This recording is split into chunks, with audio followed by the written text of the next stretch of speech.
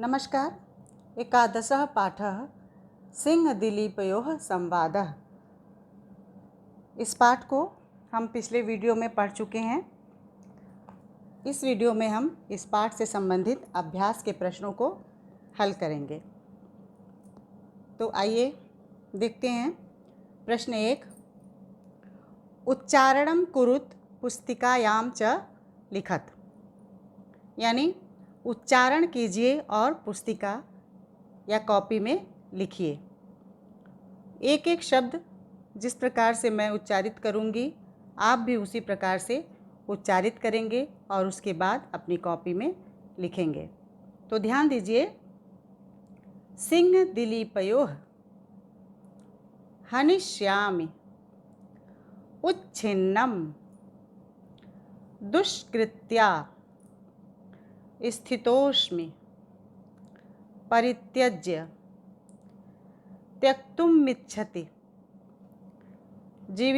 जीवितश्चेत् क्षतात् क्षत्रियत्वे अंतर्हितः।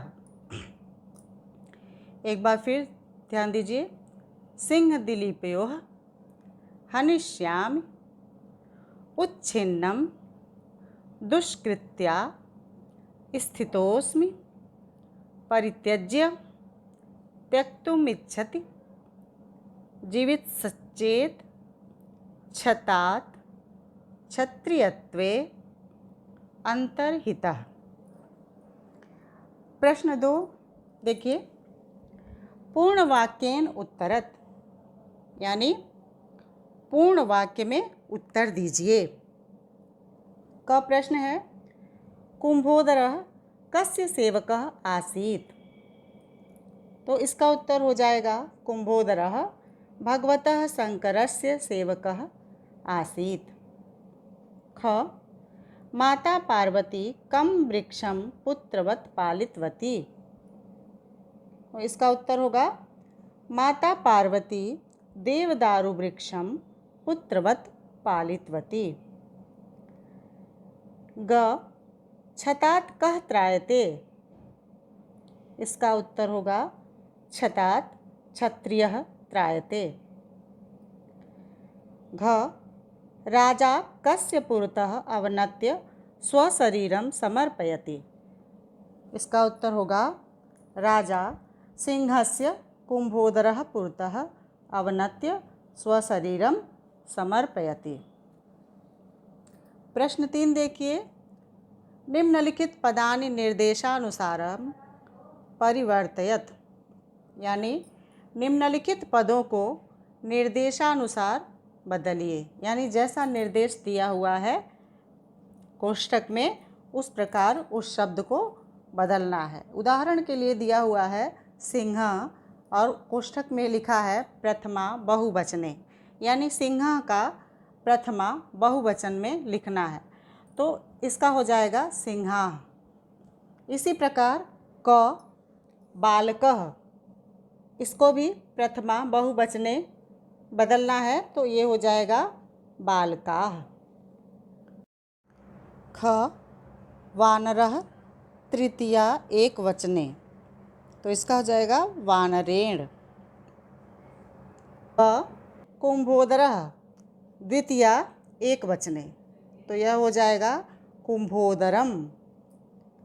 घ, गजः षष्ठी बहुवचने, तो यह हो जाएगा गजानाम।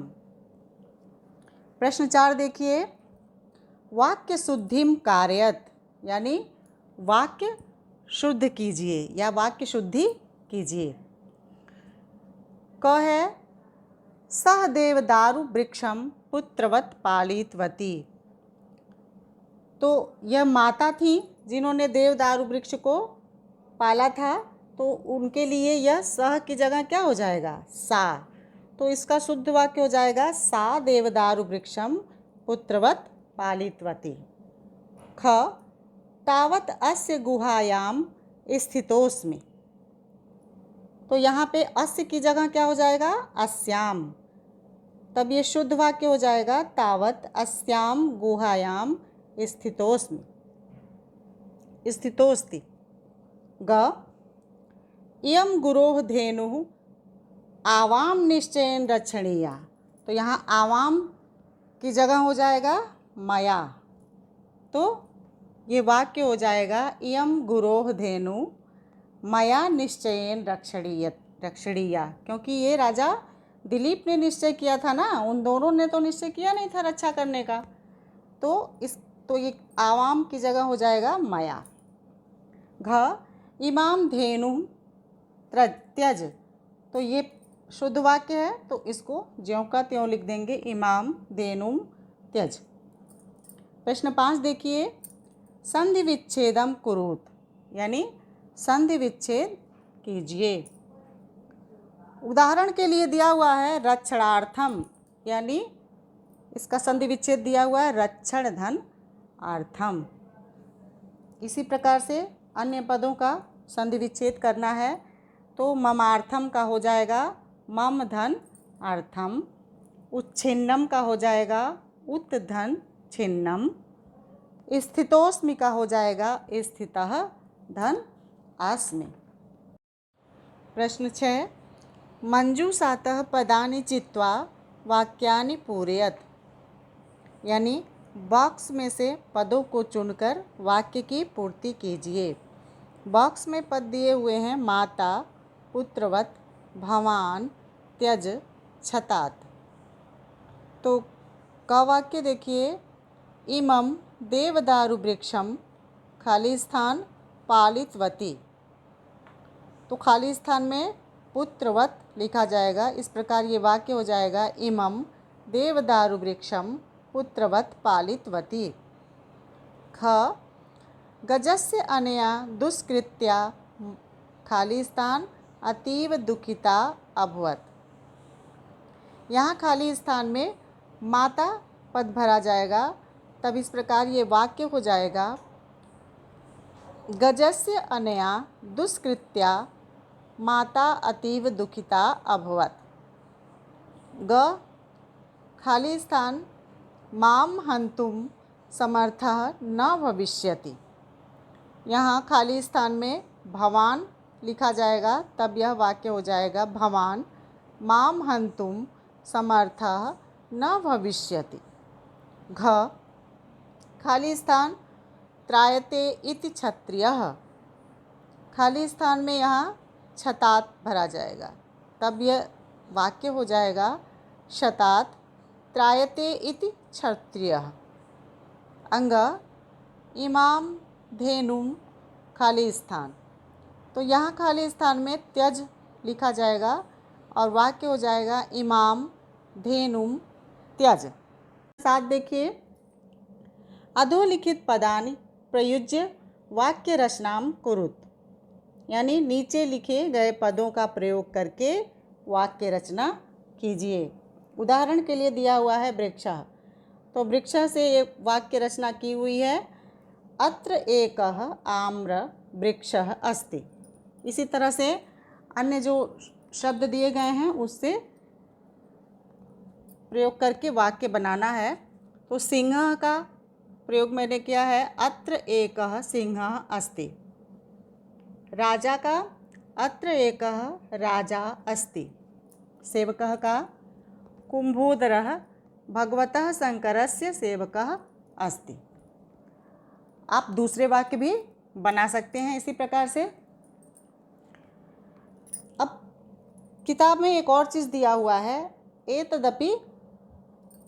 एतदपि जानीत, यानी इन्हें भी जानो।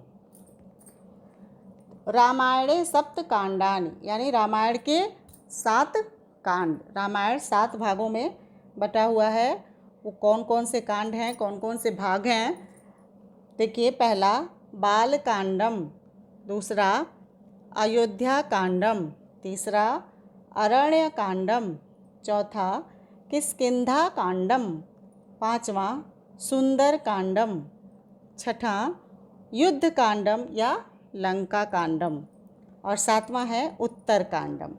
ये 7 खंड में, 7 कांड में रामायण पुस्तक बटा हुआ है।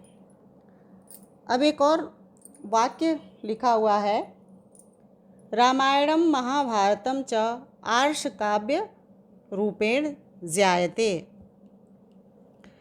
इसका अर्थ है रामायण और महाभारत वैदिक काव्य के रूप में जाने जाते हैं। अगली वीडियो में हम अगला पार्ट पढ़ेंगे। धन्यवाद।